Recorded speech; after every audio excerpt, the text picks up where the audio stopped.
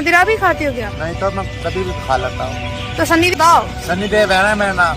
तो तो प्रचार के लिए आ रहे हो, ये है वो है फलाना ठिकाना है। बस मदिरा खाते हैं, ऐसे ऐसा ढोंग फैला रखा है। तो मैं आज आपको ऐसी सक्सेस से मिलवाना चाहता हूं। जैसा कि हम सभी जानते हैं, इस समाज के अंदर सैनिक और संत का किस तरह गलत इस्तेमाल होता है। सैनिक बनकर के लाखों की ठगी, फ्रॉड करना, वीडियो बनाना, इमोशनल ब्लैकमेल करना, किसी के साथ ठगी करने के मामले आपने बहुत देखे होंगे।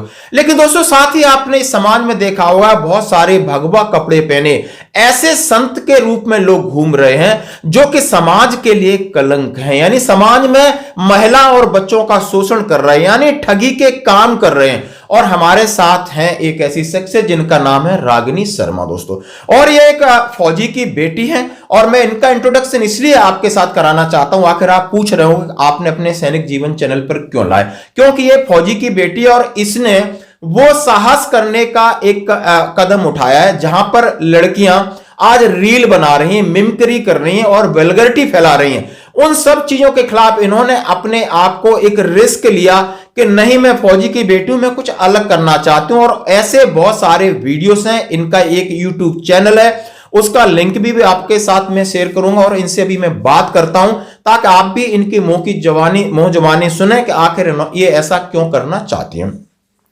तो रागिनी, बहुत बहुत धन्यवाद, आप हमारे स्टूडियो में आई सैनिक जीवन चैनल में। और जैसे कि आपने बताया कि आपके पापा एक फौजी हैं, तो आपने इन संतों को एक्सपोज करने का विचार कहां से आया आपके? जी धन्यवाद।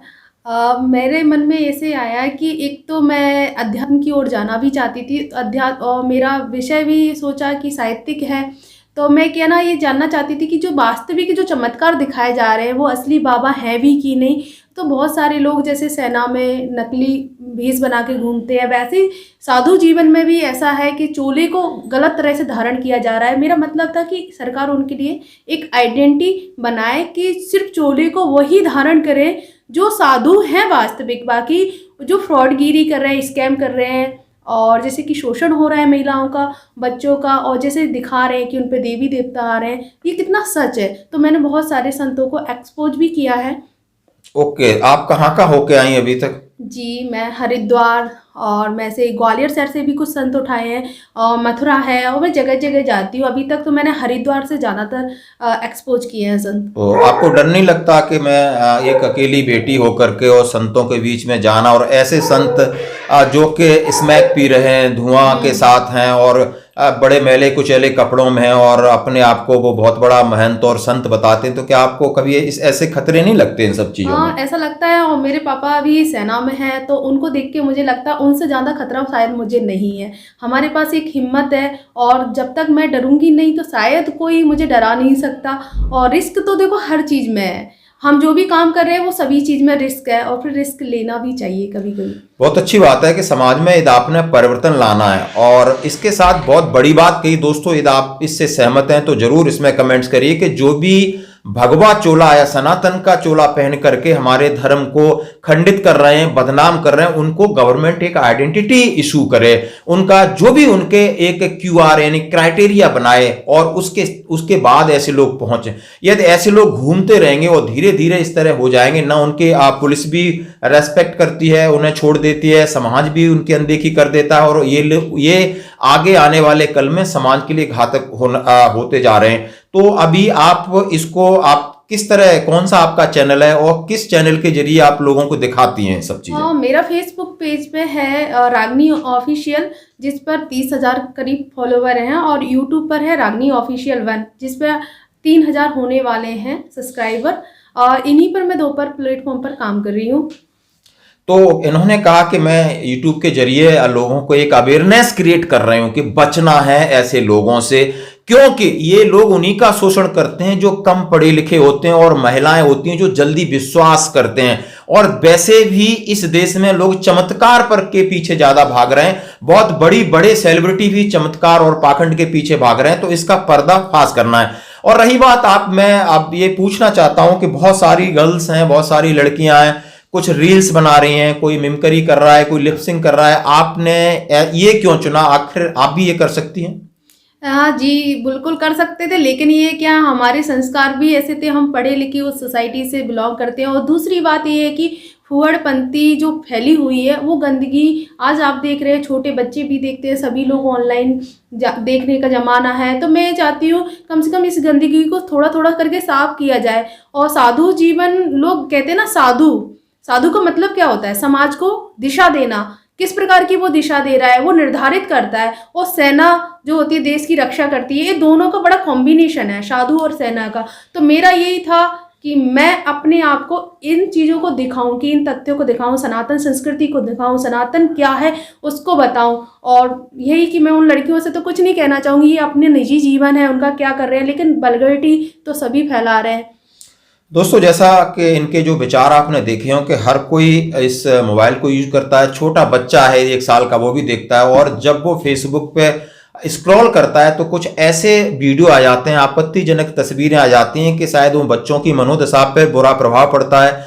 और एक आप समझ सकते हो कि इनसे समाज किस तरह जा रहा है। आज कोई ना कोई इसकी पहल करेगा। ये ऐसे युवा हैं, ये समझदार हैं, पढ़ी लिखी हैं, इनके मन में ये थॉट्स हैं, जो इनके विचार हैं, जो ये काम करना चाहती हैं, रिस्क लेके कर रही हैं, ये स्टूडियो में बैठ के नहीं कर रही। मैं इनके बहुत सारे फील्ड के वीडियो हैं और उनका इनके चैनल का लिंक जरूर मैं चाहूंगा कि जितने फौजी हमसे जुड़े हैं और इनके चैनल को जरूर देखें, सब्सक्राइब करें और इनको मोटिवेट करें, क्योंकि एक सैनिक की बेटी है। और लास्ट में आपके लिए ये क्या कहना चाहती हैं, एक अंतिम संदेश मैं इनसे रिक्वेस्ट करूंगा, आप हमारे व्यूवर्स को क्या कहना चाहते हैं? मैं साधु के व्यूवर्स के लिए तो यही कहना चाहूँगी, पहले तो मुझे जो प्यार देंगे, सम्मान देंगे, यही मेरे लिए आपका आशीर्वाद होगा। और सनातन संस्कृति कितनी खूबसूरत है, इसको मैं पूरा दिखाने का प्रयास कर रही हूँ। और मैं ये कहना चाहती हूँ, साधु जो चोला है वो बहुत पवित्र होता है, और जिसको बहुत सारे लोग ड्रिंक करते हैं, वो पहन लेते हैं, वो गंदा कुचैला भी करके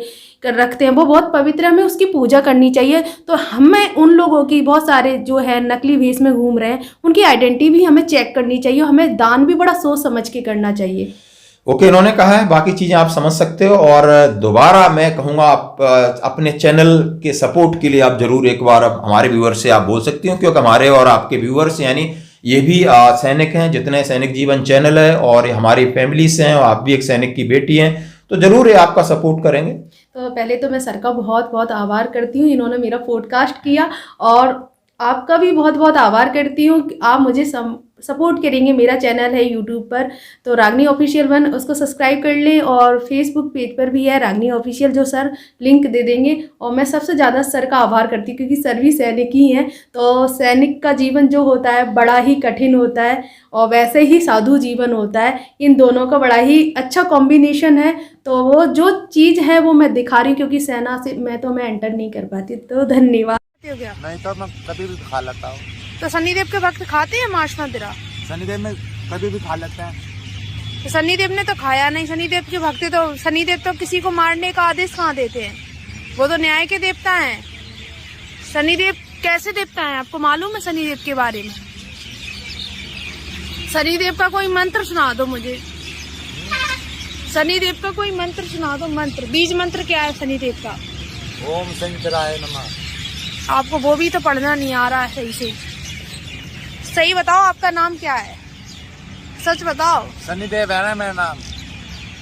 तो मांस मदिरा खाते हो? शनिदेव ने बोला है कि किसी जीव को हत्या करके खाना चाहिए, किसी जीव को हत्या करके पाप नहीं लगता इसको? मंदिर में चढ़ाते नहीं लोग कहीं। तो शनिदेव को तो नहीं चढ़ता है ना?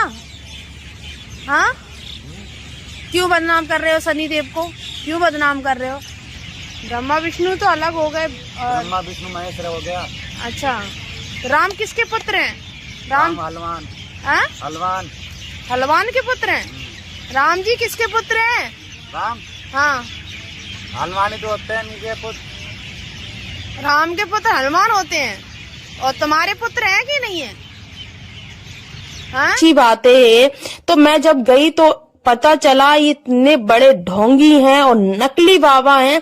इन्होंने एक कुटिया बना रखी है और जहाँ इस पे 2-4 लोग शराब पीकर पड़े रहते हैं, खुद मांस मदिरा खाते हैं, ऐसे ऐसा ढोंग फैला रखा है जो कभी तो नहाते ही नहीं है। 7 दिन में इतनी बदबू आ रही थी इनमें और शराब की इतनी जोर से बदबू आ रही थी।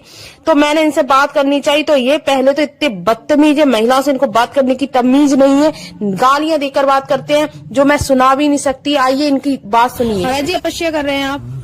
ये लोगों को भले के लिए कर रहे हैं। इसमें लोगों की क्या भलाई क्या भलाई हम है? अपने के लिए थोड़ा कुछ भी कर रहे हैं। अच्छा, कर रहे तो जगत के लिए कर रहे हैं। इसमें जगत का क्या कल्याण है? जगत के लिए जो कर रहे खुद रहा है सारा कुछ ठीक ठाक रहा है।